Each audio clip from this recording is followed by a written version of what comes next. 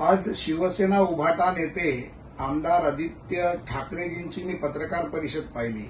MMRDAच्या गायमुखच्या tender रद्द झाल्याच्या भ्रष्टाचाराचे त्यांनी आरोप केले। सन्माननीय उपमुख्यमंत्री एकनाथरावजी शिंदेंनी राजीनामा द्यावा अशी मागणी केली। माननीय देवेंद्रजी फडणवीस यांच्यावर आरोप केले। मला वाटते की आदित्य ठाकरेंना थोडी तरी लाज वाटायला पाहिजे होती। या पत्रकार परिषद घेत असताना त्यांच्यावर झालेले मिठी नदीच्या आरोपाचा त्यांनी उल्लेख देखील काढला नाही, देखील काढला नाही आणि या विषयांवरती ते सातत्याने बोलत होते। माझं आदित्यजींना आव्हान आहे, अशा प्रकारचा कुठलाही भ्रष्टाचार हा भारतीय जनता पार्टी महायुतीच्या सरकारमध्ये होऊ शकत नाही। एकनाथरावजी शिंदेंनी त्यांच्या मुख्यमंत्री पदाच्या कार्यकाळात 2.5 वर्षात तुम्ही अनेक आरोप केले, परंतु एकही आरोप केसा इतका देखील तुम्ही लोकांसमोर सिद्ध करू शकला नाही।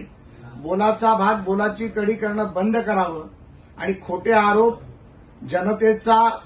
जनतेची भूलथापा मारून जनतेला फसवण्याचा धंदा आदित्य ठाकरे तुम्ही बंद करा आणि मिठी नदीच्या भ्रष्टाचारात 1150 कोटी रुपये कोणी खाल्ले, कॉन्ट्रॅक्टर कोण होते, केतन कदमचा संबंध काय, दिनो मोरियाचा संबंध काय, या बाबतीत एकदा टीव्ही चॅनलवर येऊन पत्रकार परिषदेत तुम्ही जर गुन्हेगार नसाल तर निश्चितपणे येऊन बोला, ही माझं तुम्हाला आव्हान आहे।